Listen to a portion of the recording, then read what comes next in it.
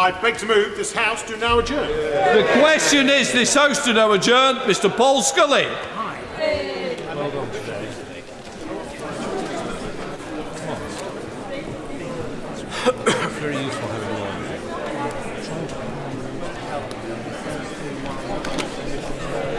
Thank you, Mr. Deputy Speaker. The UK has one of the largest economies in the world, growing quicker than many of its neighbours. We have record levels of employment and a welfare system that, despite differences of opinion across the political divide, provides an effective safety net in most cases that stacks up well in comparison with a number of countries around the world. However, we still have a number of vulnerable people, including children and the elderly, who make incredibly difficult choices as to whether to eat or heat each day. It's estimated that around 2.4 million households in England are in fuel poverty, the definition of which varies somewhat. In the past, government considered a household needing to spend more than 10% of its income to maintain an adequate heating regime to be in fuel poverty. That's still the case in Scotland and Northern Ireland. However, I can see the government's concern that this definition was too loose, with income and adequate heating regime meaning different things to different organisations. And that's why fuel poverty in England is now measured using the low income high costs indicator, whereby a household is considered to be fuel poor if they have required fuel costs that are above average, the national median level, and were they to spend that amount, they would be left with a residual income below the official poverty line. Admittedly, that's more technical and less snappy, but LIHC allows for a more focused approach to identify those in most immediate need. The different methodologies make it more complicated to compare numbers across the UK, but best estimates are that a total of 4 million households in the UK are in fuel poverty. I will. Mr. Deputy Speaker, I thank the honourable gentleman for giving way on this issue, which is very important for us in Northern Ireland. The member will know that across the UK, 17% of people are in fuel poverty, but in Northern Ireland, it's 42%, which is massive. So would the member agree that any fuel poverty strategy and funding allocation must happen in a coordinated UK-wide approach to address this shocking statistic that speaks more of levels in a developing country than it does in the United Kingdom of Great Britain and Northern Ireland? The honourable member has had the chance to air that very important point, because I understand the situation in Northern Ireland. Governments have been recognising this problem as they've got strategies in place, and the numbers have reduced over the last decade overall, but really slowly, by around 1%. Cavity walls now insulated have doubled over that period. Government figures clearly show that houses with solid walls and where portable heaters are being used, rather than central heating, are far more likely to be in fuel poverty. There's still around 600,000 houses without central heating. Those privately renting are twice as likely to be in fuel poverty than those in local authority or housing authority properties. However, all of the numbers are still too high. There's a regional variation, as we've heard. The North East in England has the highest proportion of households in fuel poverty, despite also seeing the largest percentage decrease, some 5% over the last 11 years. But there are also many hidden cases. The London Borough of Sutton is a relatively prosperous borough, but it's got pockets of deprivation that can easily be overlooked when considering London on a macro level. Within those pockets live people who can get stuck between the cracks when it comes to low pay, welfare support, high energy prices and homes that are not energy efficient. These are likely to include older people on small fixed income living in a large house that may be difficult to heat. Now, downsizing may or may not be an option, but it's one part of a solution. Age UK has calculated that over the last 60 years there have been 2.5 million avoidable deaths amongst older people in England and Wales due to winter cold. Cold weather causes a massive spike in associated health problems, such as heart attacks and strokes, and there's a strong relationship between poor insulation and inadequate heating of houses, low indoor temperatures and excess winter deaths among older people. Age UK go on to estimate that each winter, one older person dies every 7 minutes from the cold weather. They have a number of advice guides that I'd strongly recommend to colleagues to share with constituents, particularly the elderly. Now, beyond the impacts on the frail and elderly, we'll know from our casework that children living in damp and mouldy homes are particularly at risk, almost 3 times as likely to suffer from coughing, wheezing and respiratory illness. Existing evidence also highlights infants living in cold conditions have a greater risk of admissions to hospital or primary care facilities. This in turn impacts on educational achievement, either through increased school absence, through illness, or children unable to find a quiet, warm place to study in their home. Financial stress about energy bills causes huge anxiety, which can exacerbate mental health problems, leading to depression and, unfortunately, potentially suicide. Currently, more than 1 in 4 adolescents living in cold houses are at risk of multiple mental health problems. Now, there are 3 particular variables that affect the figures: level of income, energy prices, and the energy efficiency of people's homes. The government has sought to tackle low income by addressing the underlying causes of poverty rather than cash transfers that just lift people over an arbitrary threshold in the short term. The raising tax thresholds have taken 1.3 million people out of the lowest paid out of income tax entirely since the start of this Parliament, and allowed others to keep more of what they earn. The introduction of the national living wage, due to reach £9 by 2020, is delivering a pay rise for millions of low-paid workers.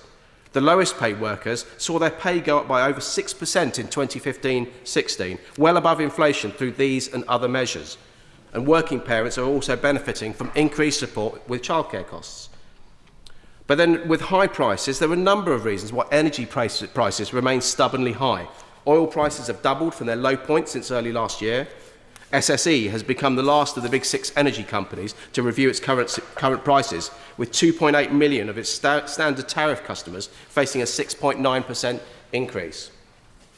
On Thursday, my honourable friend, the member for Weston-super-Mare, will be leading a debate here calling on the government to introduce a relative price cap, bringing the worst value standard value variable tariffs within a margin of the best value fixed deals.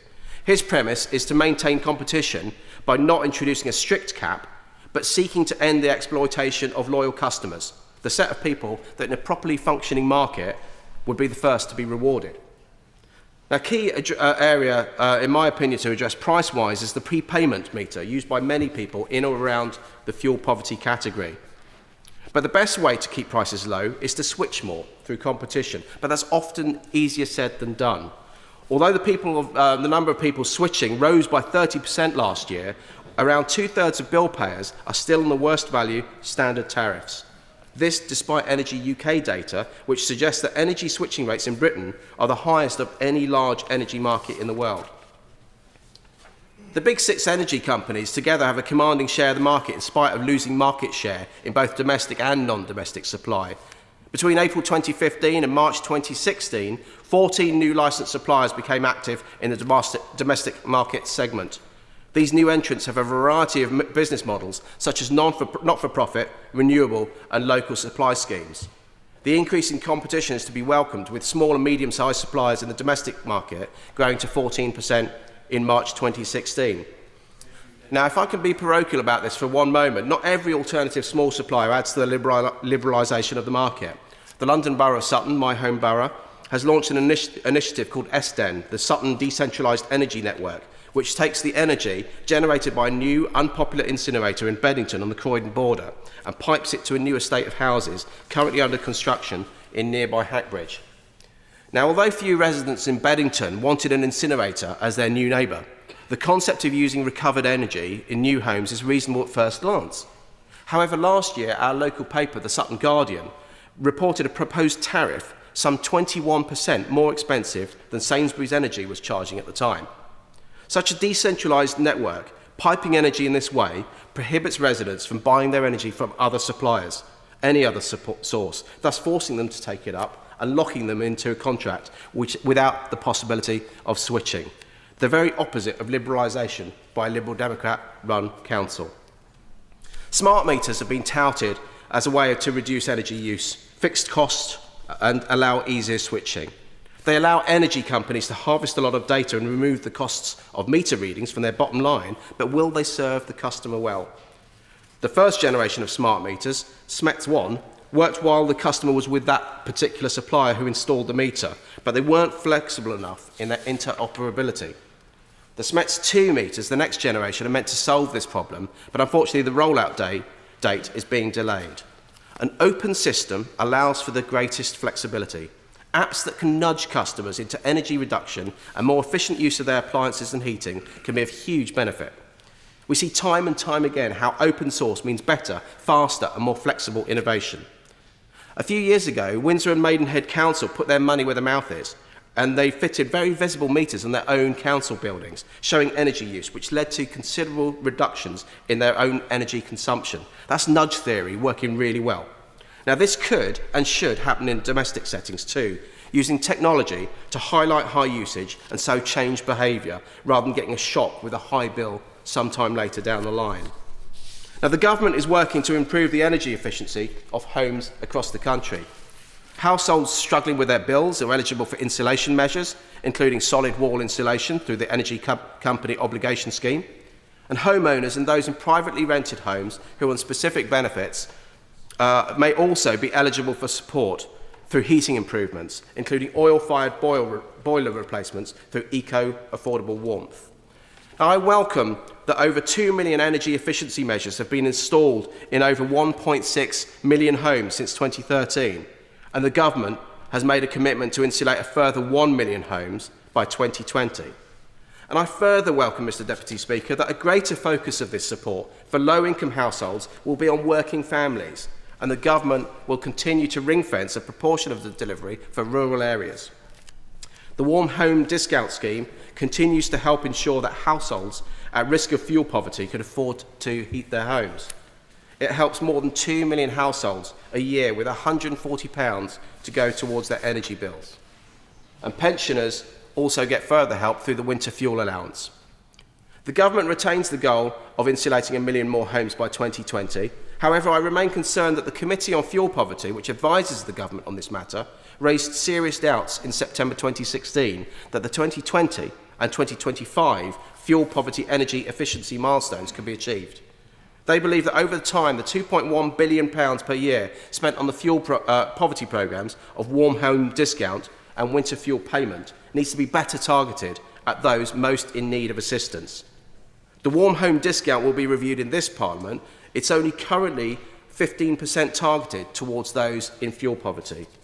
The Winter Fuel Payment, as we know, is universal and so clearly not targeted, but it's also committed until 2020.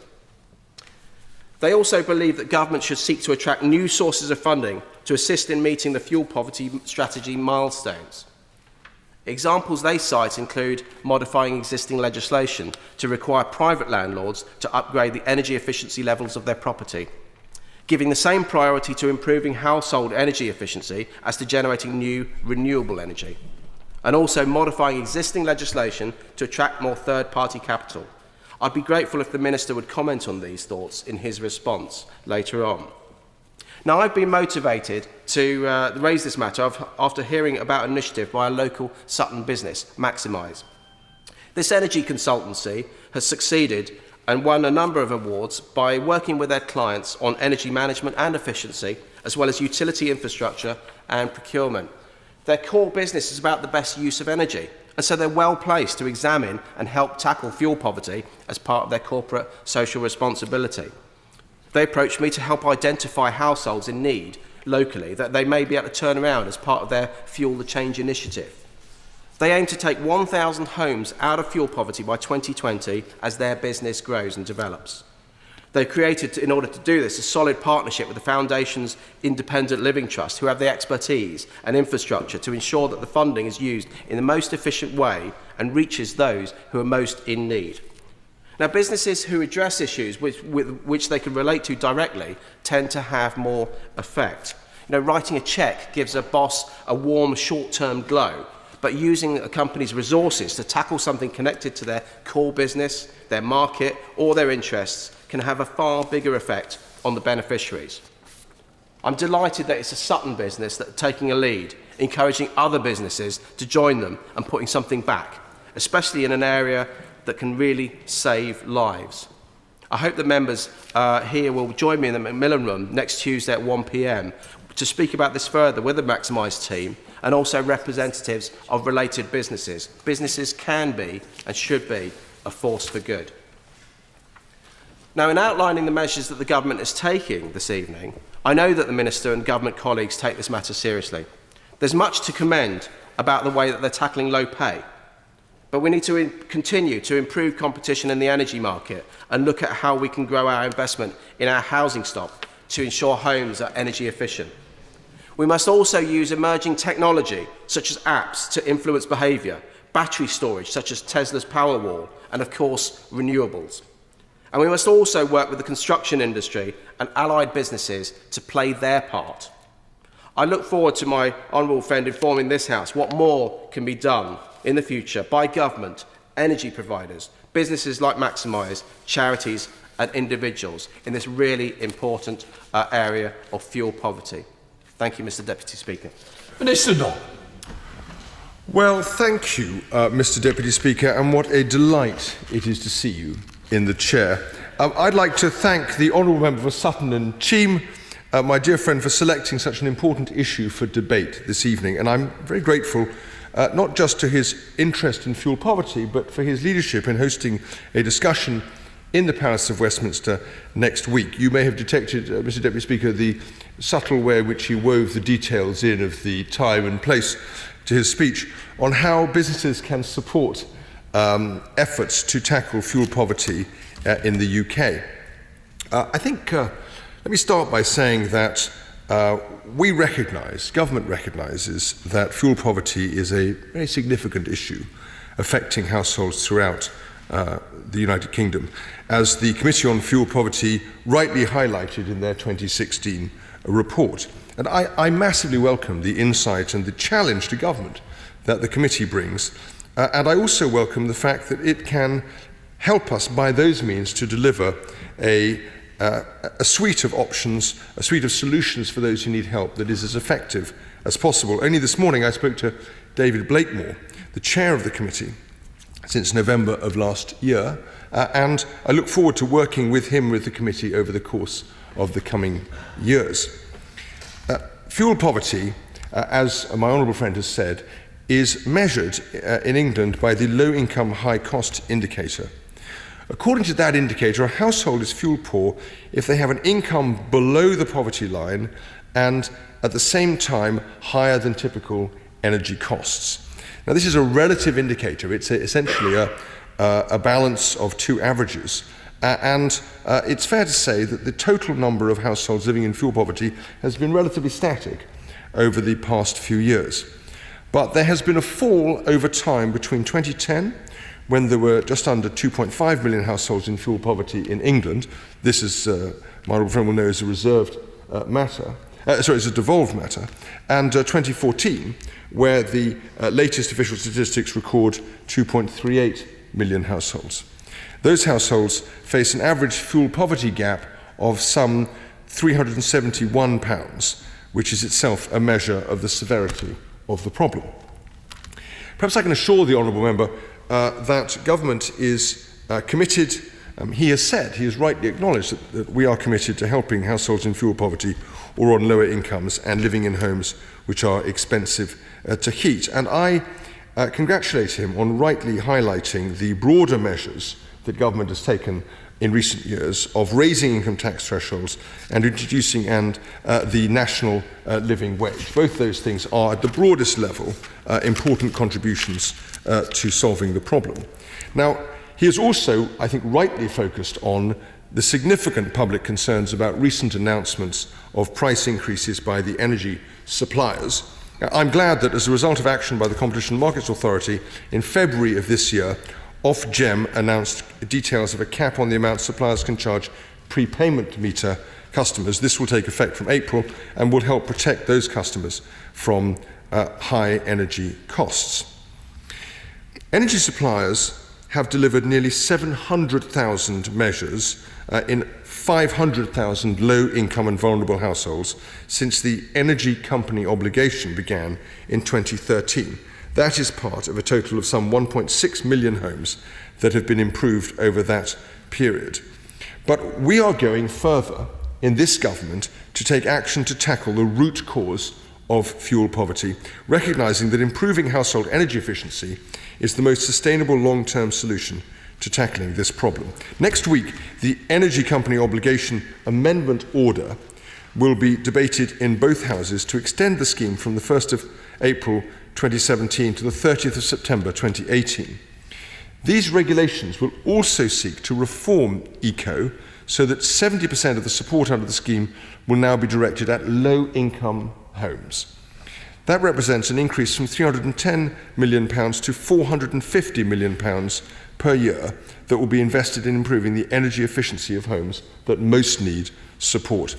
We expect that the reformed ECO energy company obligation will improve around about 500,000 homes over the coming 18 months. And this government has made a commitment to insulate 1 million homes over the life of this Parliament. Now, recognising the fact that people also need immediate support with energy bills, we also have in place the warm home discount, as my honourable friend has recognised. The scheme provides over 2 million low-income and vulnerable households with a £140 rebate off their energy bill each winter when temperatures are lowest and bills are highest. Together, these schemes mean that there will be at least £770 million of support for low-income and vulnerable consumers over the period 2017-18. Of course, I'd be delighted to give way. Giving way, and I'm very keen, Minister. I know my intervention on the honourable gentleman who presented the debate tonight. I mentioned to him about how we can have a coordinated plan across the whole of the United Kingdom of Great Britain and Northern Ireland, so that we can collectively in all of the regions take on the energy companies and work together. Has the Minister given that any thought, and how we could progress that for not only here in the United Kingdom but across all of the regions? Thank you. I mean, as regards, let's just say that as regards the topic under discussion, as I've said, this is a devolved matter, so this does not specifically bear on that.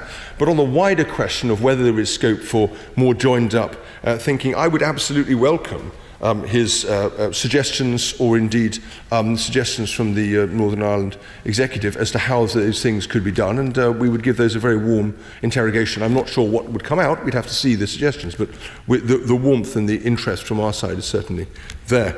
The role of regulation, I should add, Mr. Deputy Speaker, will also be important as we take action to ensure that tenants can live in a home which keeps them comfortably warm. The private rented sector regulations will target the least efficient F and G rated properties from 2018 by requiring landlords to improve those properties to at least a band E unless a valid exemption applies. My department is currently considering options for the implementation of the regulations with a view to ensuring that they can be implemented effectively by April 2018. Of course, there is more work to be done.